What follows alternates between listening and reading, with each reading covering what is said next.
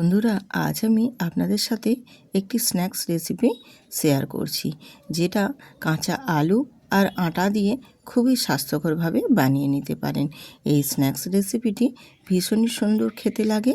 বিকেলে চায়ের আড্ডার সাথে বলুন বা সন্ধ্যের স্ন্যাক্স হিসেবেও বানিয়ে খেতে পারেন। ভীষণই সুস্বাদু একটি স্ন্যাক্স রেসিপি, যেটা খেতে ভীষণই সুন্দর লাগে।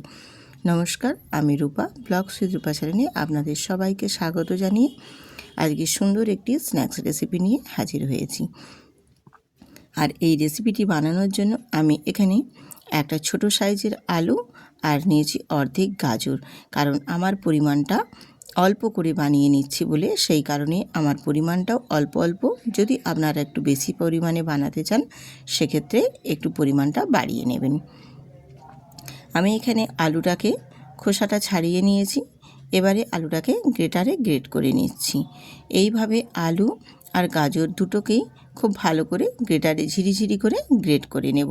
আর গ্রেট করে নিয়ে এই স্ন্যাক্সটা বানালে খুব ইজি এবং খুবই তাড়াতাড়ির মধ্যে রেডি হয়ে যাবে। আমি এখানে দেখো আলু আর গাজরটা বেশ সুন্দরভাবে দেখো একদম ঝিরিঝিরি করে গ্রেট করে নিয়েছি। এবার যাতে না এটা কালো হয়ে যায় তার জন্য একটা বাটির মধ্যে জল দিয়ে বেশ ভালো করে রেখেছি। এবার এটা জল পাল্টে পাল্টে 3-4 বার খুব ভালো করে ধুয়ে নিয়ে ফিরে আসছি। এরপর চলে এলাম গ্যাসেতে একটা প্যান বসিয়ে দিয়েছি আর অল্প একদম হাফ চামচ মতো তেল দিয়েছি। আর তেলটাকে একটু গরম করে নিয়ে দিয়ে দেব ওর মধ্যে হাফ চামচ জিরে, আর দেব সামান্য অল্প একটু কালো জিরে, আর দেব এখানে রাই সর্ষে। আপনারা যদি চান এখানে সাদা তিলও দিতে পারেন। সাদা তিলটা দিলেও খেতে ভীষণ ভালো লাগে। তো আমার হাতের সামনে ছিল না, এই কারণে আমি সাদা তিলটা দিতে পারিনি। দিয়ে খুব ভালো করে একটু নাড়াচাড়া করে এটাকে ভেজে নেব। যখন একটু ফটফট করে ফেটে আসতে শুরু করবে সেই পর্যায়ে দিয়ে দেব এখানে হাফ চামচ আদা গ্রেট করে নেওয়া আর একটা কাঁচা লঙ্কা কুচি, আর দিয়ে এখানে এটাকে একটু ভালো করে ভেজে নেব। আদাটা একটু ভেজে নিলে বেশ আদার কাঁচা গন্ধটা চলে যাবে, আর আদাটা ভাজা হয়ে গেলে খেতেও বেশ ভালো লাগবে। যখন বেশ সুন্দর করে ভাজা হয়ে যাবে তখন আমি এখানে 1 বাটি পরিমাপে জল দেব। আর কোন 1 বাটি পরিমাপে আমি জলটা দিলাম সেটা আপনাদেরকে পরে দেখিয়ে দিচ্ছি।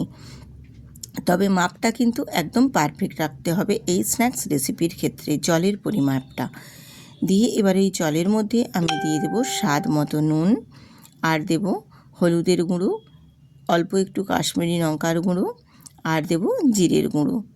এখানে ধনে গুঁড়ো কিন্তু দেব না, শুধু জিরের গুঁড়ো দেব। দিয়ে খুব ভালো করে জলের সাথে মিশিয়ে নেব। বেশ জলটা যখন বলক উঠে আসবে বেশ ভালো করে একটু নাড়াচাড়া দিয়ে এটাকে বলক উঠে আসা পর্যন্ত অপেক্ষা করে নিয়ে যখন জলের বলকটা উঠে আসতে শুরু করবে ঠিক সেই পর্যায়ে এখানে আমি দিয়ে দেব গ্রেট করে নেওয়া আলু আর গাজর। তো আমি এখানে শুধু আলু দিয়েও বানাতে পারতাম, গাজরটা দিয়েছি এই কারণে, কারণ বাচ্চারা স্ন্যাক্স রেসিপিটা যদি খায় সেক্ষেত্রে গাজরটা কিন্তু বেশ ভালো লাগবে ওদের পক্ষে। গাজরটা ভালো, এমনিতে তো বাচ্চারা খুব একটা সবজি বা গাজর এইসব তো খেতে চায় না, এই কারণেই আমি এখানে গাজরটা কিন্তু দিয়েছি। আপনারা যদি চান সেক্ষেত্রে এখানে শুধু আলু দিয়েও বানিয়ে নিতে পারেন। এবারে জলের মধ্যে আমি গাজর আর আলুটা দিয়ে একটু নাড়াচাড়া করে এপাশ ওপাশ করে একটু এবারে এটাকে ফুটিয়ে নেব। আর ফুটে আসার পর এটাকে একটু ঢাকনা দিয়ে আমি কুক করে নেব, তাহলে আলু আর গাজরটা আর কাঁচা ভাব থাকবে না, একটু কুক হয়ে রান্না হয়ে যাবে, হালকা হালকা বেশ সেদ্ধ ভাব হয়ে যাবে। বা যেহেতু আমি ঝিরি করে কেটেছি একেবারেই কিন্তু সেদ্ধ হয়ে যাবে। দিয়ে এবারে নাড়াচাড়া একটু করে দিয়ে এরপর এখানে দিয়ে দেব আমি 1 বাটি পরিমাপে আটা। এই যে বাটিটা দেখছেন এই বাটির পরিমাপ করে আমি আটা নিয়েছি, আর এই বাটিরই পরিমাপ করে কিন্তু 1 বাটি জল দিয়েছি। জলের পরিমাপটা একদম পারফেক্ট রাখতে হবে। যেই বাটির মাপ করে আটা নেবেন সেই বাটির পরিমাপ করেই কিন্তু জলের মাপটা দেবেন, তাহলে এই যে স্ন্যাক্স রেসিপির আমি ডোটা বানাবো এই ডোটা কিন্তু একদম পারফেক্টভাবে সুন্দরভাবে রেডি হবে। এবারে আমি একটু হাতে করে স্প্যাচুলারটা দিয়ে বেশ ভালো করে একদম নাড়াচাড়া করে করে সুন্দর করে একটা ডো তৈরি করব। আর এইভাবে খুব ভালো করে কুক করে করে কিন্তু ডোটা রেডি করতে হবে, কারণ এখানে যেহেতু কাঁচা আটা আছে, কাঁচা আটাটা যেন এইভাবে একদম ডোটা রেডি করতে করতে আটাটা যেন বেশ সুন্দরভাবে কুক হয়ে যায়।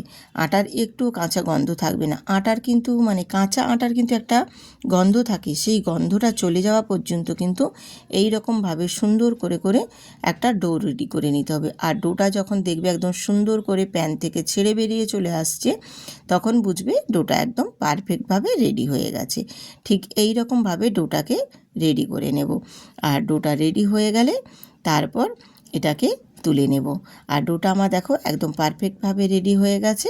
এবারে এটাকে একটি পাত্রে তুলে নিয়ে আমি একটু ঠান্ডা করে নেব। ঠান্ডা করে নিয়ে তারপর একটু হাতে ঠেসে ঠেসে মেখে নেব, যেমন আমরা আটা ময়দা মাখি।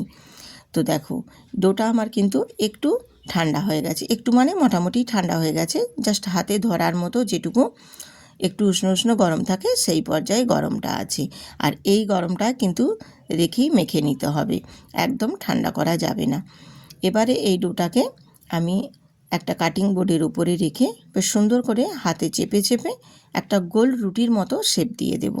তো আপনারা চাইলে এটাকে একটু বেলুন চাকিতে মানে রুটির মতো আকারে গোল করে বেলে নিতেও পারো। তো আমি একটু হাত দিয়ে চেপে দিয়েছিলাম, তারপর আস্তে আস্তে আমি বেলনোটা দিয়ে একটু গোল শেপ দিয়ে দিচ্ছি। হাতে তো আর একদম পারফেক্টভাবে গোল হবে না, ঠিক এই রকমভাবে একটু ঘুরিয়ে ঘুরিয়ে গোল শেপ দিয়ে দেবো। আর পুরো চারপাশটা যেন সমানভাবে থাকে, কোনো দিকটাই যেন না একটু মোটা বা একটু পাতলা থাকে, তাহলে কিন্তু এটা ভেজে নেওয়ার সময় ভেঙে যেতে পারে। এই কারণে এটাকে সব দিক সমান রেখে সুন্দর করে বেলে নিতে হবে বেশ একদম পারফেক্টভাবে। এই রকম যদি নিত্য নতুন স্ন্যাক্স আমরা চায়ের আড্ডাতে রাখি, তাহলে কিন্তু চায়ের আড্ডাটাও ভীষণ ভালোভাবে জমে উঠবে। এছাড়াও বাড়িতেও যদি কোনো গেস্ট এসে থাকে, ঝট করে কি বানিয়ে দেবেন ভাবছেন, ঘরে যদি আটা আর আলু, আমাদের তো বাড়িতে অ্যাভেলেবেল সবার বাড়িতেই থাকে, সেই আলু আর আটা দিয়ে কিন্তু বানিয়ে দিতে পারেন এত সুন্দর একটি স্ন্যাক্স রেসিপি, যেটা খেয়ে কিন্তু সবাই প্রশংসা করবেই করবে। ভীষণই ভালো লাগে খেতে আর সুন্দর লাগে কিন্তু। আমার যে গোল রুটির মতো আমি বেলেছিলাম, সেটাকে দেখো একটু বেশ সুন্দর করে আমি ছুরি দিয়ে একদম মানে কি বলবো পিজার মতো কেটে নিয়েছি। দেখো বেশ সুন্দর করে এই রকম তিন কোনা করে কেটে নিয়েছি।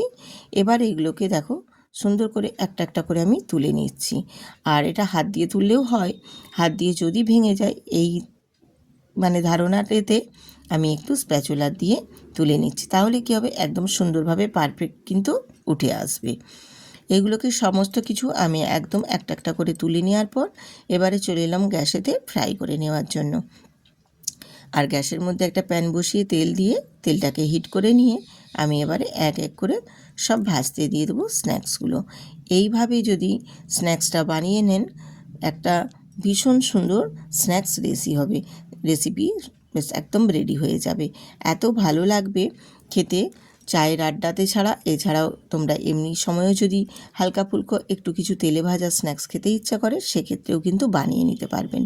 বেশি কিছু উপকরণ না, ঘরে থাকা সামান্য কাঁচা আলু আর আটা দিয়েই বানিয়ে নিতে পারবেন এত সুন্দর একটা স্ন্যাক্স রেসিপি।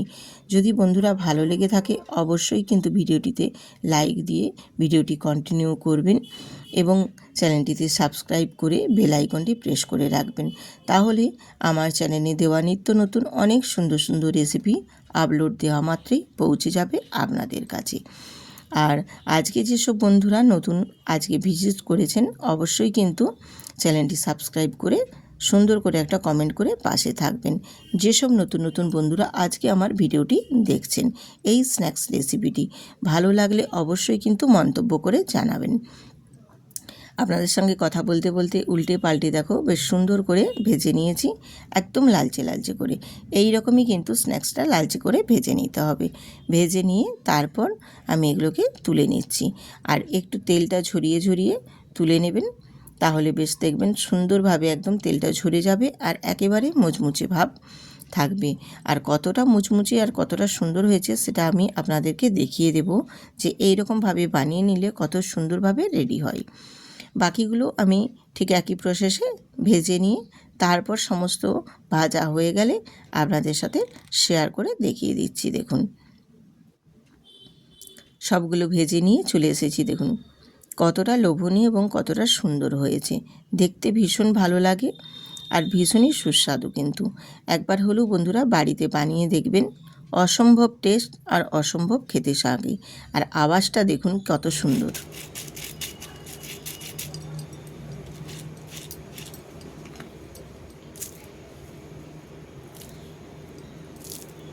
দেখে নিশ্চয়ই বুঝতেই পারছেন, বা আওয়াজটা শুনেই নিশ্চয়ই বুঝতে পারছেন যে কতটা মুচমুচে আর কতটা ক্রিস্পি হয়েছে।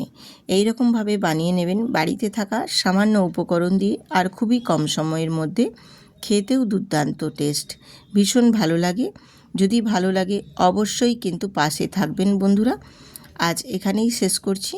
সবাই সুস্থ থাকুন, ভালো থাকুন। আবারও দেখা হচ্ছে পরবর্তী আরেকটি নতুন রেসিপির সাথে আপনাদের সঙ্গে। আজ এইখানেই, টাটা।